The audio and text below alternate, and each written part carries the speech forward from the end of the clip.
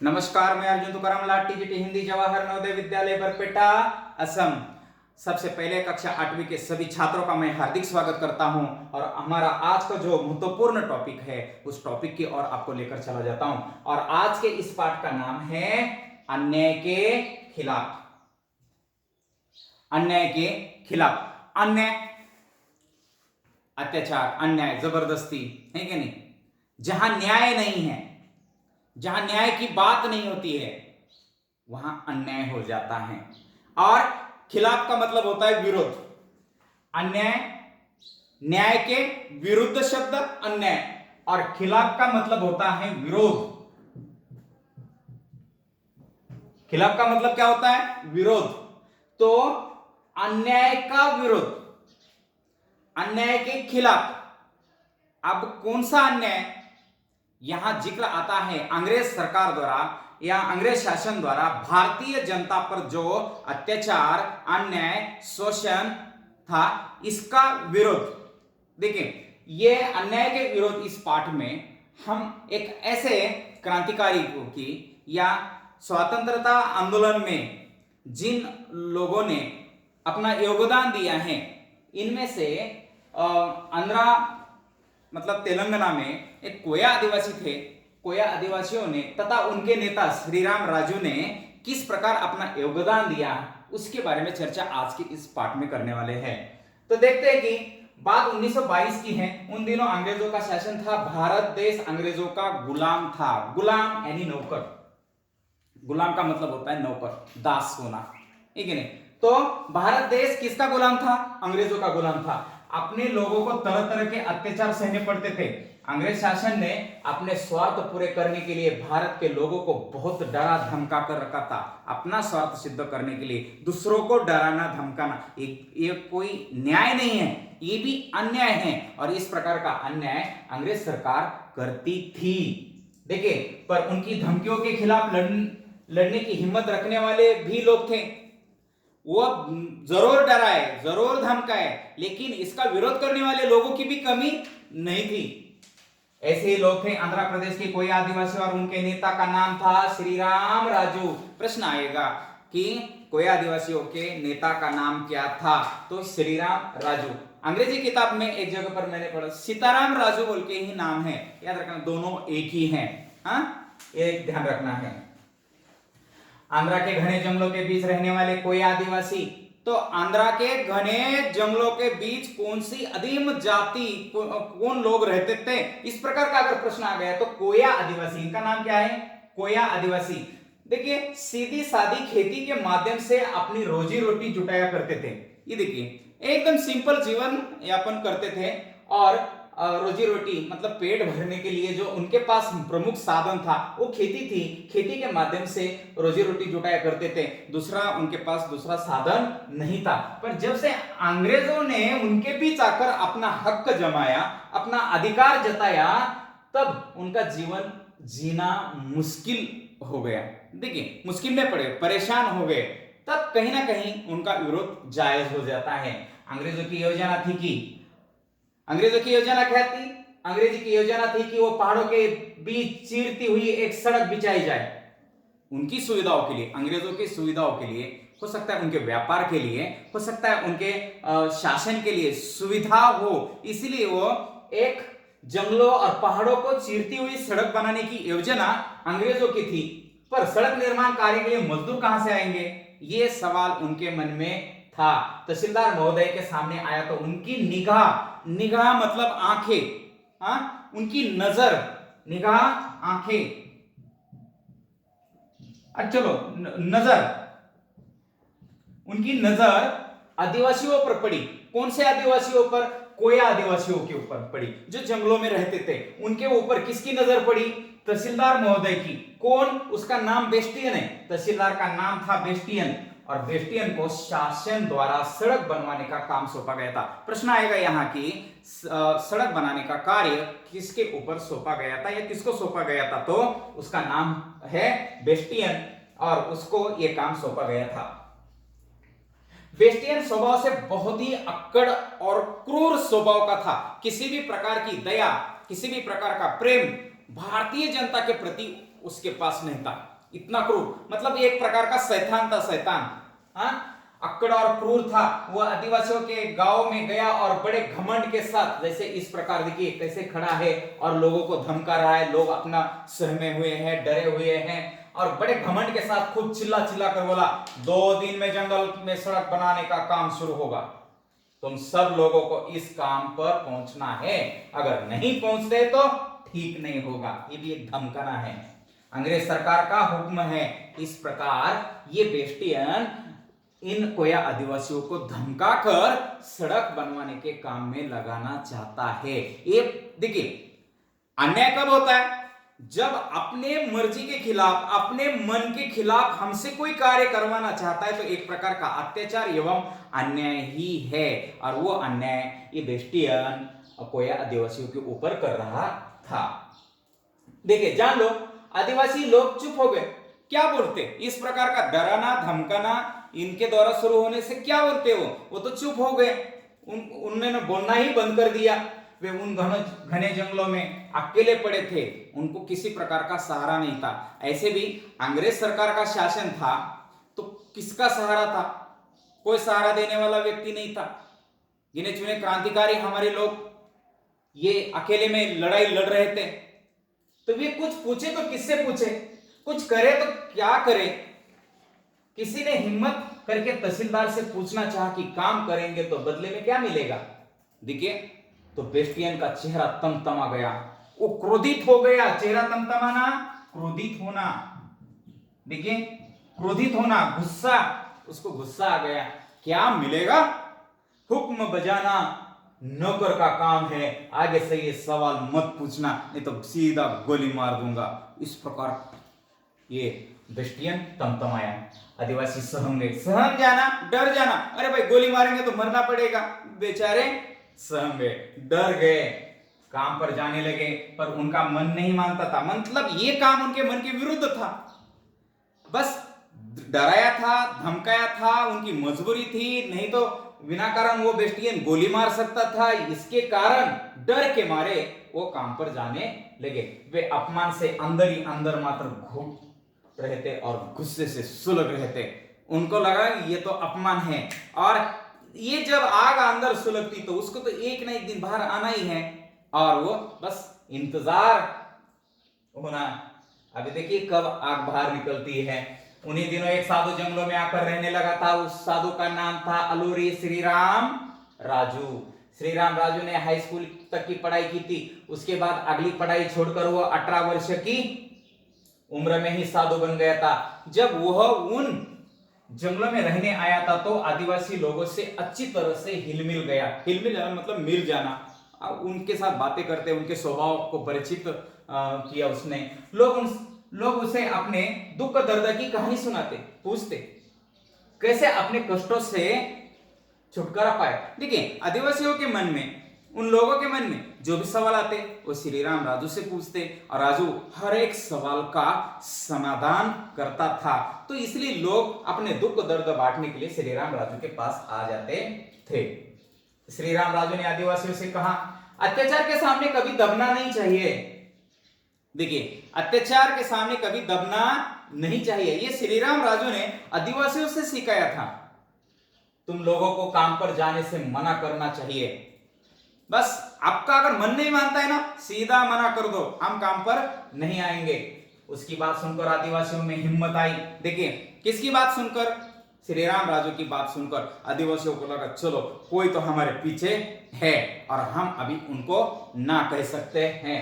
श्री राम राजू ने उन्हें यह भी बताया कि देश में और लोग भी अंग्रेजों के अत्याचार के खिलाफ लड़ रहे हैं, ऐसे आप अकेले थोड़े ही हैं। हर क्षेत्र में, जैसे मैंने बात की थी कि झारखंड में बिरसा मुंडा और उनके साथी अंग्रेजों के खिलाफ उस तत्काल में लड़ रहे थे। जैसे सुभाष चंद्र बोस है, भगत सिंह है, राजगुरु है, चंद्रशेखर आजाद है। देखिए देश में अनेक जगह पर महात्मा गांधी, देखिए महात्मा गांधी भी अंग्रेजों के खिलाफ लड़ ही रहे थे। तो सिर्फ यही एक जमात है और अंग्रेजों के खिलाफ लड़ रहे, ऐसा नहीं है। श्री राम राजू ने इनको बताया कि बहुत सारे लोग हैं जो स्वतंत्रता आंदोलन में अपना योगदान दे रहे हैं। उनका नाम है गांधी जी। और गांधी जी का कहना है कि भारत के लोगों को अंग्रेजी सरकार का सहयोग नहीं करना है, उनको कोई मदद नहीं करनी है, और अगर कोई अंग्रेज अन्याय करेगा तो हम अन्याय सहने से भी इनकार करेंगे। ये महात्मा गांधी जी की सीख थी, और यही सीख श्रीराम राजू ने अपने भाइयों के सामने, आदिवासी लोगों के सामने ये सीख रखी, और इन विचारों के कारण आदिवासियों में एक प्रकार की हिम्मत आ गई। ये सब सुनकर कोई आदिवासियों का दिल मजबूत हुआ। अब दिल मजबूत होना, हिम्मत आना है कि नहीं, एक प्रकार का इनका दिल मजबूत हुआ, डरने की कोई बात नहीं है। फिर क्या, विद्रोह की ऐसी आग भड़की कि अंग्रेजों के होश उड़ गए। देखिए, होश उड़ जाना, होश उड़ जाना, सावधान होना, एक प्रकार से उनके तो होश उड़ गए। उनको कुछ क्या करे तो क्या करे, और करे तो कैसे करे, इस प्रकार के सवाल अभी जैसे आदिवासियों को पढ़ रहे थे, वैसे सवाल अब अंग्रेजों को पढ़ने लगे। अरे यार, ये क्या हुआ, उनके तो होश उड़ गए। भोले भाले आदिवासियों के मन में भरा ये सारा अपमान, दुख और क्रोध फूट के निकल पड़ा। भद्राचलम से पृथ्वीपुरम तक के पूरे इलाके में आदिवासी लोग अन्याय के खिलाफ लड़ने के लिए कूद पड़े। कूद पड़ना, देखिए, युद्ध में या युद्ध लड़ने के लिए पूरी तरह से तैयार होना। अंग्रेज सरकार के ऐसे छक्के छोटे की आसपास के राज्यों से सेना बुलानी पड़ी, पर अंग्रेजों की इतनी भारी सेना भी 2 साल तक विद्रोह को दबा न पाई। जब संकरी और पगडंडियों से सेना की टुकड़ी गुजर रही थी ना, अब देखें, संकरी मतलब छोटी और पगडंडी एक मतलब, पग मतलब पैर, और जहां व्यक्ति पैदल जाता है या पैदल जाने का जो रास्ता है तो उसको पगडंडी बोलते हैं। पैदल जाने वाला रास्ता उसको पगडंडी बोलते हैं। और जंगलों में इस प्रकार के रास्ते सबसे अधिक होते हैं जंगल में। क्यों? क्योंकि वहां कोई सड़क नहीं है, वहां तो छोटे संकरे और पगडंडी रास्ते ज्यादा हैं। और ऐसे पगडंडी और रास्तियों के बारे में जो जानकारी है किसको अधिक होती है, वो जहां वे आदिवासी लोग रहते हैं उनको ही सबसे अधिक होगी। तो जंगलों में छिपे आदिवासी भारतीय सिपाहियों को गुजर जाने देते, और जैसे ही अंग्रेज या सार्जेंट कमांडर नजर आते तो उन पर अचूक निशाना लगाते। उनका निशाना भी इतना अचूक था, अर्जुन की तरह चूकता नहीं था। एक बार निशाना लग गया तो बराबर वो सार्जेंट या कमांडर उसी जगह पर ढेर हो जाता था। ढेर हो जाना, मर जाना। तो आदिवासियों के विद्रोह से अंग्रेज सरकार इतना डरने लगी थी कि राजू के दल को आते देखकर थाने से पुलिस भाग जाती थी। श्री राम राजू ने आदिवासियों से कह रखा था, क्या कह के रखा था, देखिए, इस वाक्य से श्री राम राजू में अपने भारतीयों के प्रति कितना प्रेम था वो आपको दिखाई देता है कि अंग्रेजों से लड़ो पर एक भी भारतीय सैनिक का बाल बांका न हो जाए। मतलब उनको किसी भी प्रकार का धक्का या किसी भी प्रकार की परेशानी न होना, बाल बांका न होना, देखिए, किसी प्रकार की परेशानी न होना। देखिए, भारतीय सैनिक को थोड़ा सा भी दुख नहीं पहुंचना चाहिए, ये भारतीय मतलब सैनिकों से कह रखा था। तो अंग्रेजों की सेना में बहुत से भारतीय सिपाही भी थे। राजू के आदेश पर इसका सख्ती से पालन हुआ, और किसी भी आदिवासियों ने भारतीय सिपाहियों पर हमला नहीं किया। देखिए, जब ये पहाड़ों से कूच करता तो मानो उन्हें किसी का भय न हो। आदिवासी लोग पुलिस चौकियों से सेना पर हमला कर देते और उनके शस्त्र अस्त्र लूट। ये तो सैन्य में चलता है, जो युद्ध करता है और जीतता है तो एक दूसरे के सैन्य, एक दूसरे के शस्त्रास्त्र वो लूट लेता है, क्योंकि उसी का उपयोग बाद में अपनी सत्ता को बढ़ाने के लिए कर देते हैं। तो वही किया उन्होंने। राजू ने एक कोने से दूसरे कोने तक गुप्त संदेश पहुंचाने के लिए गुप्तचर, गुप्त मतलब देखिए, किसी को कानो कान खबर न होना, तो ये गुप्तचर ये ऐसे थे कि जो भी गुप्त संदेश है वो पहुंचाने का कार्य इस दल के पास था। तो गुप्तचर का एक दल राजू ने तैयार करके रखा था, फैला रखा था। देखिए, अंग्रेजी सेना के आने जाने के संदेश ऐसे पहुंचाए जाते थे कि किसी को कानो कान खबर न होना, मतलब एक कान की खबर दूसरे कान को नहीं होना। हाँ, किसी को पता न चलना, इसका अर्थ ये होता है। कानो कान खबर न होना, किसी को पता न चलना। तो ये सब देखकर अंग्रेजों भी अपने दांतों तले उंगली दबाने लगे। दांतों तले उंगली दबाना, आश्चर्यचकित होना, अरे यार इनके पास भी दल है और इनको कैसी खबर पहुंचती है, ये कैसे संदेश पहुंचाते हैं, कितना कितना ये उत्कृष्ट और कितना बढ़िया ये उदाहरण उन्होंने पेश कर दिया है। तो इसी कारण अंग्रेज भी दांतों तले उंगली दबा देते थे। अरे और इतना सब कुछ है उनके पास। जंगलों और पहाड़ों में राजू के लोग बड़ी स्फूर्ति से छिपते फिरते थे। अरे जिनका जीवन ही वहां चला गया है, जिन पहाड़ों में, जिन जंगलों की गोद में पले हुए हैं, बड़े हुए हैं, तो ये स्फूर्ति से, तेज गति से छिपते भी थे, फिरते भी थे। ऐसे इलाके में हथियार से लदी अंग्रेजों की भारी भरकम सेना भी अपने आप को कमजोर महसूस करती थी। उनके पास बंदूक होकर भी वो डरते थे। अरे वो कहां से आएंगे, कब हमला करेंगे, उनको कोई आता पता नहीं चलता था। राजू के लोग गांव गांव का सहारा था, ये एक सबसे महत्वपूर्ण है।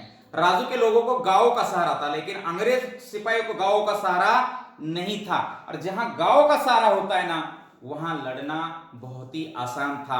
शिवाजी महाराज ने इतना साम्राज्य स्थापित कर दिया। देखिए उनको सबसे महत्वपूर्ण और किसका सहारा था, तो हर एक मराठा सरदार और साथ ही साथ वहां के इलाके में जितने भी लोग थे उनका सहारा था, और उन्होंने उनको संभाल लिया था।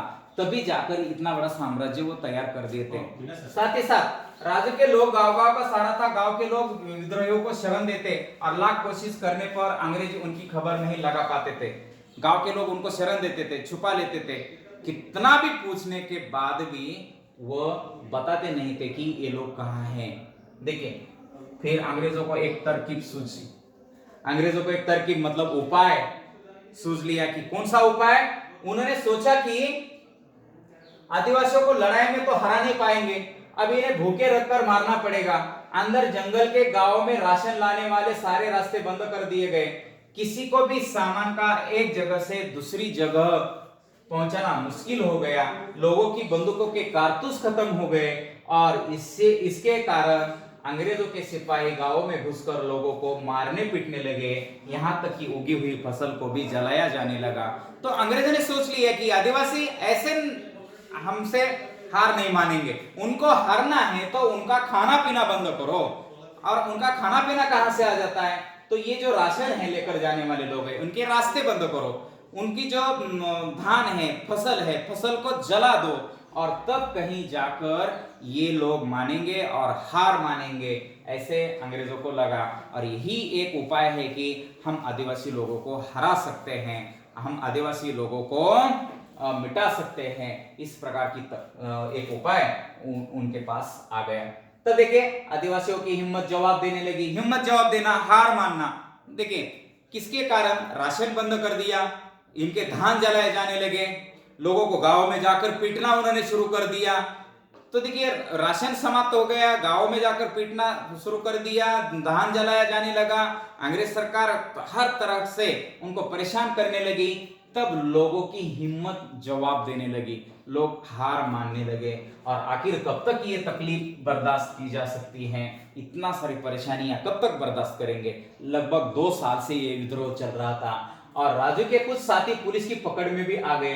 एक बार राजू भी पुलिस की गिरफ्त में आकर बुरी तरह से जख्मी हो गया था। लोग परेशान होकर राजू के पास पहुंचते, मेरा घर जलाया, आज मेरे घर में अंग्रेज घुस गए, आज मेरा खेत जलाया है, आज उन्होंने सारा हमारा जितना सामान था वो लूट लिया है। बहुत सारी परेशानियां हर एक लोग राजू के पास आकर ये परेशानियां बता देते थे।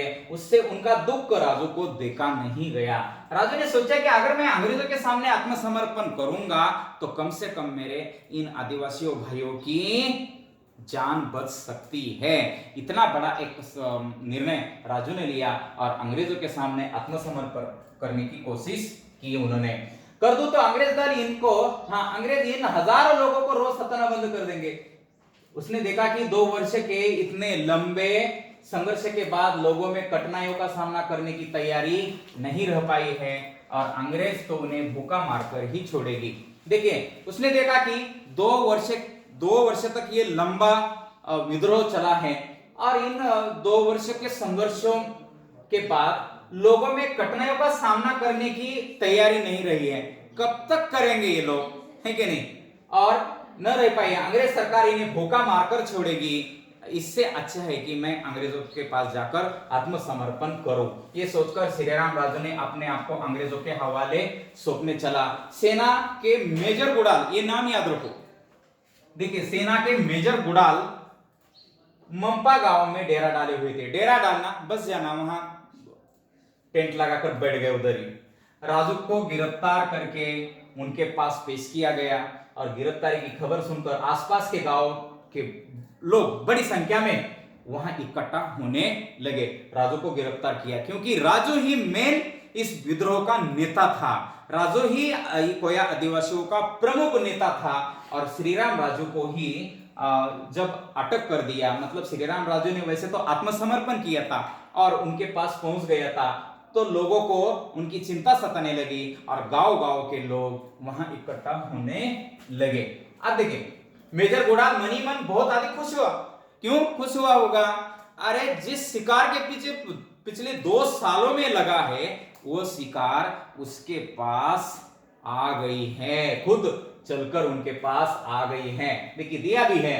उसने कहा कि उम्मीद थी कि उनका शिकार खुद जाल में फंसने चला आएगा और राजू मांग कर रहा था, राजू डिमांड कर रहा था किसकी, मुझे कचहरी में पेश किया जाए, मतलब कोर्ट में पेश किया जाए। कोर्ट में मेरा जो कहना है मैं कोर्ट में बोल दूंगा और कानून के हिसाब से उसके साथ बर्ताव हो, जो कानून है उस कानून के हिसाब से उसको सजा मिले, उसके साथ बर्ताव हो। लेकिन गुडाल का कोई इरादा नहीं था कि कोर्ट कचहरी के चक्कर में राजू को अपनी जान बचाने का जरा भी मौका मिले। बस उसके एक इशारे पर एक सिपाही ने राजू पर गोली चलाई और उसका काम तमाम कर दिया। काम तमाम कर देना, मार डालना। देखिए काम तमाम करना, मार डालना। और किसको मार दिया? राजू को मार दिया। किसके इशारे पर? मेजर गुडाल के इशारे पर एक सिपाही ने राजू के ऊपर गोली चलाई और राजू का काम तमाम हो गया। इस तरह अल्लूरी श्रीराम राजू अपने लोगों के खातिर शहीद हुआ। इसके बाद कोया आदिवासियों का आंदोलन टूट गया। टूट जाना, बिखर जाना, नेता ही नहीं बचा है तो आंदोलन टूट जाता है, बिखर जाता है, समाप्त तो होता है। पर अंग्रेज सरकार ने अच्छा खासा पाठ पढ़ लिया था। पाठ पढ़ना, सबक सीखना, बहुत सारे मुहावरे याद रखना। सबक सीखना, क्या सबक सीख ली थी? उसमें से उन्होंने कौन सा संदेश लिया था? तो वे समझ गए थे कि आदिवासियों के साथ मनमर्जी नहीं की जा सकती है। आदिवासियों के साथ मनमर्जी करना नहीं है। कौन सी मनमर्जी? जैसे कि उन्होंने सड़क बिछाने का काम शुरू किया था और उनको उस सड़क बनाने के कार्य में मजदूर के रूप में उनके मन के खिलाफ लिया था। इसके कारण इतना बड़ा विद्रोह हुआ। तो उन्होंने सोच लिया कि आज के बाद हम आदिवासियों के हितों की बात करेंगे, उनके हितों की रक्षा करेंगे और ये करने के लिए विशेष कोशिश करने का फैसला अंग्रेजों ने ले लिया। इस आंदोलन के बाद अपने देश के इतिहास में कोया आदिवासियों ने अन्याय के खिलाफ लड़ने की मिसाल स्थापित की। मिसाल स्थापित करना, उदाहरण पेश करना। देखिए ये भी एक उदाहरण आपके सामने प्रस्तुत है कि किस प्रकार श्रीराम राजू और कोया आदिवासी अंग्रेजों के खिलाफ लड़े और अपना एक उदाहरण उन्होंने जनता के सामने पेश कर दिया। और भारतीय स्वतंत्रता इतिहास में या भारतीय स्वतंत्रता आंदोलन में श्रीराम राजू और कोया आदिवासियों का बहुमूल्य योगदान है। तो चलिए बच्चों, यहाँ ये पाठ समाप्त हो जाता है। पाठ से संबंधित जो भी शब्दार्थ हो या होमवर्क है, आंध्रा के घने जंगलों में रहने वाले आदिवासियों के बीच अपना हक जमाने के लिए अंग्रेजों ने क्या किया, इस प्रकार के पाठ के नीचे के प्रश्न हैं, आप लिख सकते हैं। गांधी जी की बात है कि भारत के लोगों को अंग्रेज सरकार का सहयोग नहीं करना चाहिए, उनका काम बंद कर देना चाहिए। अगर कोई अंग्रेज अन्याय करेगा तो हम अन्याय सहने से इनकार करेंगे। ये महात्मा गांधी जी के विचार है। तो महात्मा गांधी जी के अनेक विचार हैं, उन विचारों का संग्रह भी आपको पुस्तकालय में मिलेगा। साथ ही साथ अगर महात्मा गांधी जी से संबंधित सब कुछ बातें आपको एक ही जगह पढ़नी है तो मैं आपको कहूंगा कि सत्य के प्रयोग नाम की किताब को आप पढ़िए जरूर। महात्मा गांधी जी के विचार या उनका जीवन या उनसे जीवन से संबंधित विविध घटनाओं का जिक्र वहां मौजूद है, क्योंकि उनकी ये आत्मकथा है, तो जरूर उसे पढ़िए। बाद में बहुत सारे देशभक्त के नाम हैं। महात्मा गांधी जी देशभक्त है, तो अदर हमारे फ्रीडम फाइटर जितने भी हैं, आपको जितने याद आते हैं उतने लिखिए। साथ ही साथ अपने क्षेत्र के कौन कौन से फ्रीडम फाइटर हैं जिन्होंने भारतीय स्वतंत्रता आंदोलन में हिस्सा लिया और अपना योगदान दिया, ऐसे फ्रीडम फाइटर क्रांतिकारी इनकी एक लिस्ट बना दीजिए और उनसे संबंधित जानकारी संकलित कीजिए। ये आपका रहेगा प्रोजेक्ट। इसी के साथ मैं आपको बहुत बहुत धन्यवाद देता हूं। धन्यवाद।